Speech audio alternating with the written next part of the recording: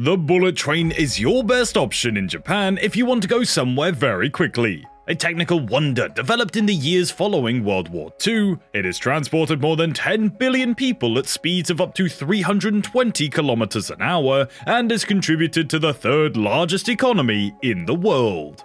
To know more about Japan's bullet trains, continue watching the video.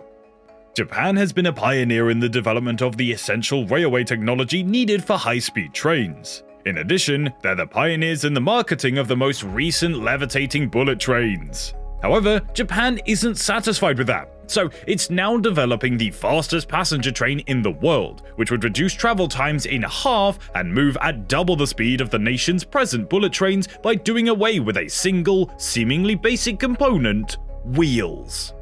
Yes, that's right, these new trains will use magnetic levitation to levitate 10 centimeters above the ground, reducing the friction that results when making contact with the rails.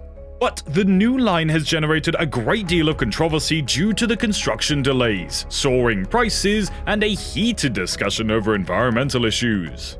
As the project draws closer to completion, everyone's wanting to see if it will be able to hover above its difficulties and represent a significant advancement in transportation, or if it will end up being a step too far.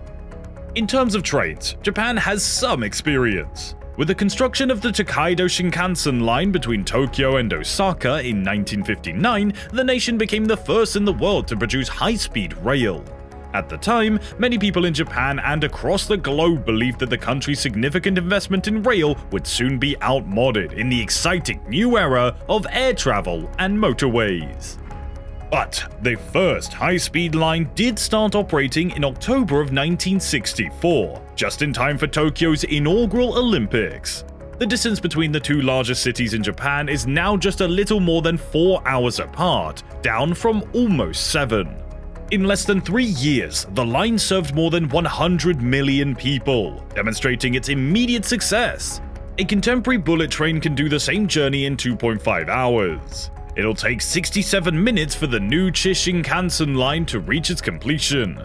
Although a test run in 2015 reached a world record of 603 miles per hour, the Chuo Shinkansen trains will travel at a full speed of 500 miles per hour. Since friction caused by the wheels eventually limits all traditional bullet trains, it's generally acknowledged that these types of speeds are practically impossible for them to reach. And thus, Japanese engineers turned to magnetic levitation, often known as Maglev, a technique that has been available since the early 1900s to overcome this problem. Using superconducting magnets, the Central Japan Railway Company, or JR Central, has updated this technology. Trains may float higher than the rails thanks to electromagnets that are chilled to -269 degrees. However, the trains must be moving quickly for the magnets to engage. The trains are also fully autonomous, meaning the track controls them rather than a driver. Since 2014, work has been ongoing on the Tokyo Nagoya line, which is scheduled to debut in 2027. Following that, construction on a second extension from Tokyo to Osaka will start, and 10 years early, in 2037, it will be completed. The 285-kilometer railway will have tunnels for 256 of those kilometers. Two factors account for this. First, Maglev trains operate best when traveling in a straight line. Second, by tunneling beneath the mountains, Japan may bypass its more earthquake-prone coast. However, JR Central ended up excavating some of the deepest tunnels that Japan has ever seen as a result of this strategy. Environmental concerns have been raised as a result, particularly in the Shizuoka prefecture, where tunneling threatens the basin of the Ai River, a significant supply of water for the area. One of the most costly megaprojects ever attempted in the nation. The project's cost has been increased from $13.7 billion to a staggering $64 billion as a result of this issue and unanticipated challenges in the building of new stations. Before we move on, for more content like this, make sure to subscribe to our channel and don't forget to hit that bell icon to get notified whenever we post a new video. Many Japanese people are now debating whether the new line is really worth it due to the high price. Yes, there are several issues with Japan's Maglev. Although you might argue that they would promote higher economic growth, once they're finished, they will be more expensive to operate than ordinary high-speed trains since they require more energy. In addition, they wouldn't be able to go as frequently and won't be able to accommodate as many passengers in smaller carriages. On the Tokyo-Osaka line, conventional bullet trains travel every 3 minutes. A maglev train can only run once every 10 minutes since switching maglev tracks takes extra time. In the past, Japanese rail businesses have also been successful in recovering a significant portion of their cost by exporting their technology. But since the first bullet train arrived on the scene in 1964, a conspicuous new participant has been on the scene: China. 2/3 of the world's high-speed network is located in the nation, which is now the king of high-speed rail. China is starting to create its own version of the technology, even though none of its intercity lines are maglev. It tested a maglev train in July of 2021 that could go 600 km per hour, nearly beating Japan's previous record. Although it would take 4.5 hours via jet, that train could potentially reach Shanghai from Beijing in 3.5 hours. Japan's technology is not necessary for China to acquire, while the rest of the developed world is still catching up with the conventional high-speed rail. Then why did the government provide JR Central with a loan to complete it 10 years early? And why is Japan so bent on developing this maglev line?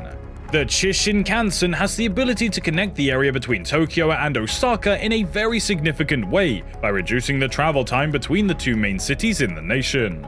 It's a reward that's attracting more and more attention globally. Through carefully constructed infrastructure, China's Pearl River Delta and Jing-Jin-ji area are being methodically transformed into megacities or megalopolis. More than 50 years ago, when work on the first bullet train started, it was mocked by everyone. But in the end, it helped Japan develop by connecting disparate areas and spreading prosperity. Japan's economy grew from being just 10% as large as the US's to becoming the second largest in the world. If this new line will lift the nation to even greater prosperity, time will tell. This nation aims to advance even further by developing a system that permits movements at double the speeds of the present generation because its closest rivals are falling behind. In reality, the first line of this new magnetic levitation-based system is almost finished, despite certain technical issues, including delays, environmental concerns, and higher than anticipated construction expenditures, totaling $64 billion. We must keep in mind, too, that the original Shinkansen Super Express trains were likewise viewed with much skepticism by the general public. Travel times will be cut in half thanks to significantly enhanced magnetic levitation, which will undoubtedly be advantageous in the long term. That's all for today. If you liked this video, then please give us a big thumbs up. Make sure to subscribe to the channel and hit the bell icon to receive notifications. Also, express your valuable thoughts in the comment section below. Feel free to spend some time watching other videos on the channel, and we'll see you next time.